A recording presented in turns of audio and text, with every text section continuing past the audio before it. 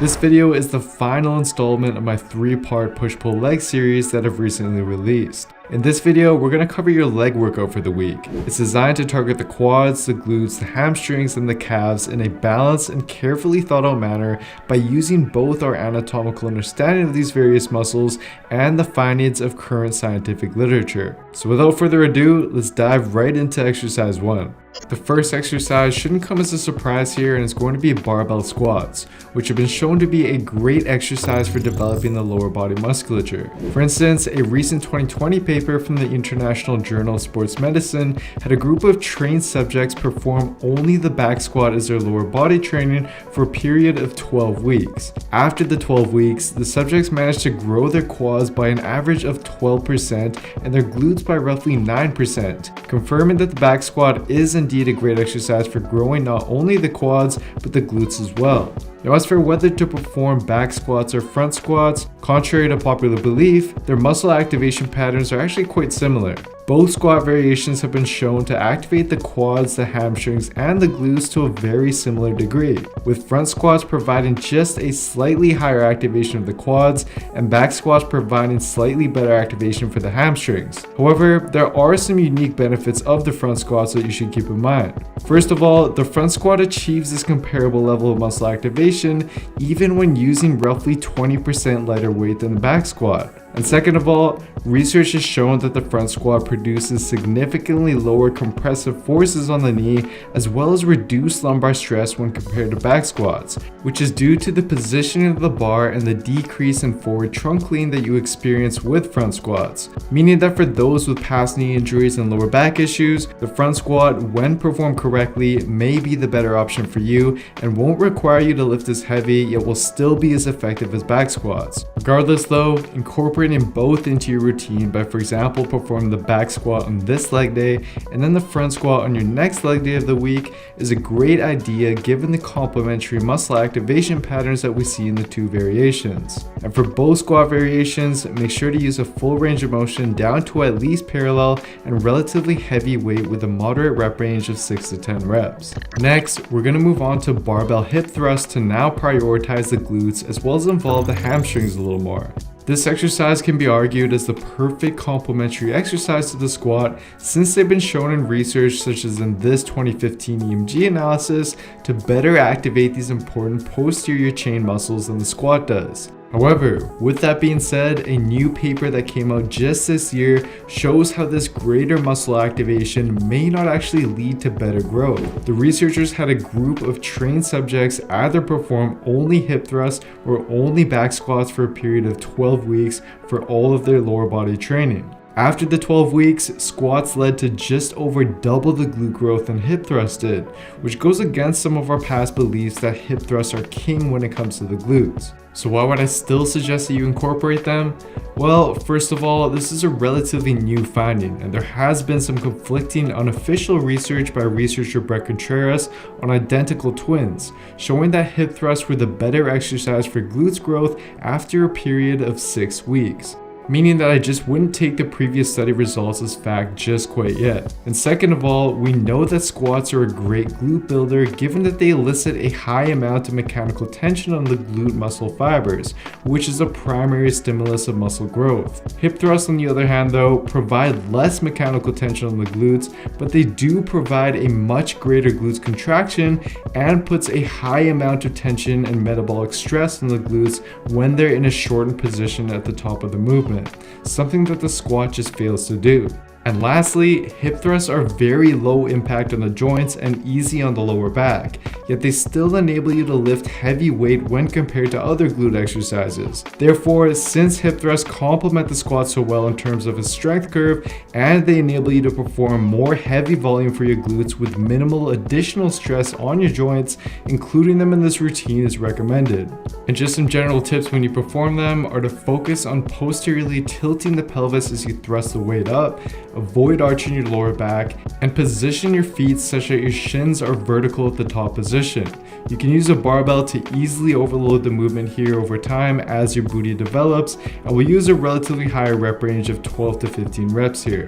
Next, it's time to move on to split squats to further target the quads, but with considerable involvement from the glutes and hamstrings as well. It's important to include at least one unilateral movement in this routine that trains one leg at a time in order to prevent imbalances from developing over time. Now, as for the differences between the stationary split squat and walk-in lunges, split squats do have a unique advantage. First of all, they're just easier and safer to learn. For example, research from the Journal of Strength and Conditioning Research found that beginners that performed the walk-in lunge had quite the difficult time balancing and compensated for this by cutting their range of motion short while also reducing the activation of their all-important glute medius muscle during the movement. Whereas beginners who perform the split squat instead were able to perform it with full range of motion and a significantly higher glute medius activation, which was helping them stabilize their body. Therefore, starting out with a stationary split squat would be best. And then, once your balance improves with this, rather than progressing them to walk-in lunges, you can instead progress them to the Bulgarian split squat where you elevate your rear leg. This is arguably the better progression since it helps you now increase your range of motion, enables you to better load and isolate your front leg by minimizing the contribution of your back leg, and it also gives you a better chance to identify and address any strength differences between your two legs.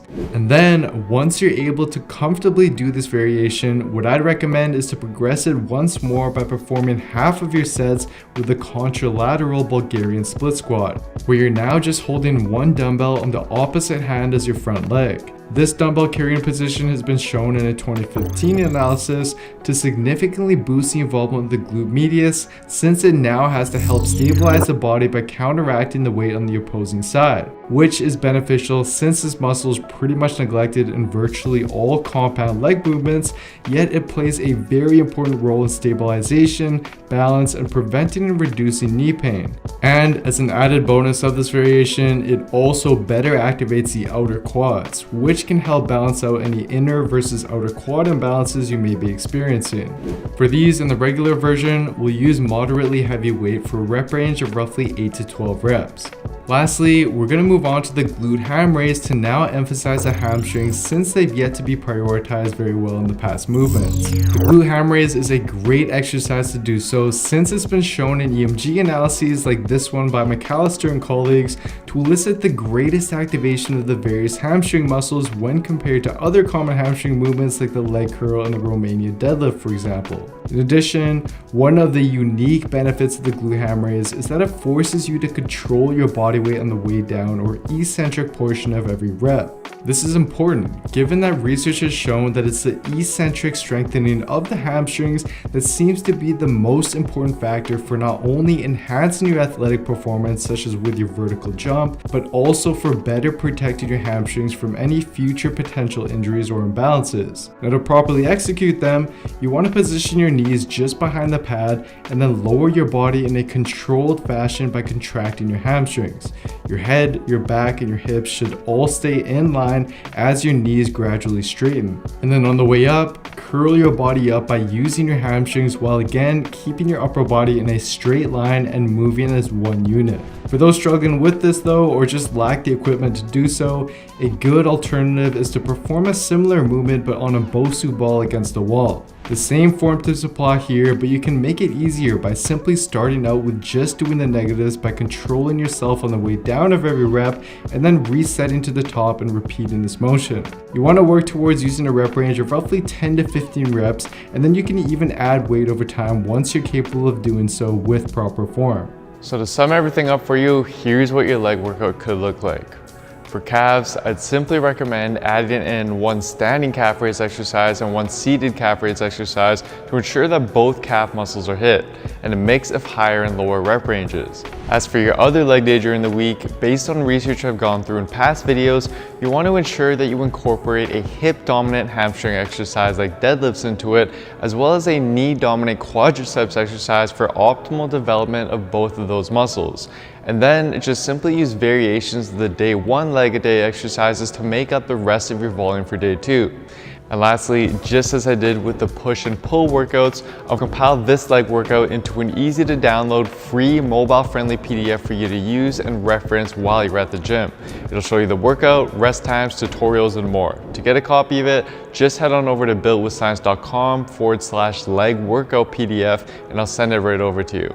And I'll leave a link to that in the description box down below as well. I hope you enjoyed this one, and I also hope that you're able to see that to maximize your time and efforts and build muscle in the fastest way possible, then you need to not only carefully select each and every exercise that you perform in your workouts, but you also need to know how to then go about executing and implementing them into your overall routine.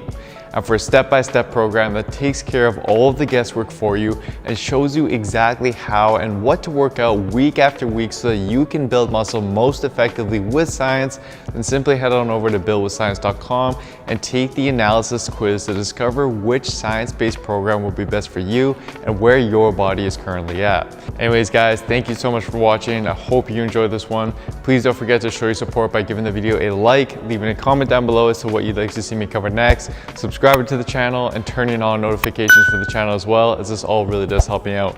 Thank you so much everyone, and I'll see you next time.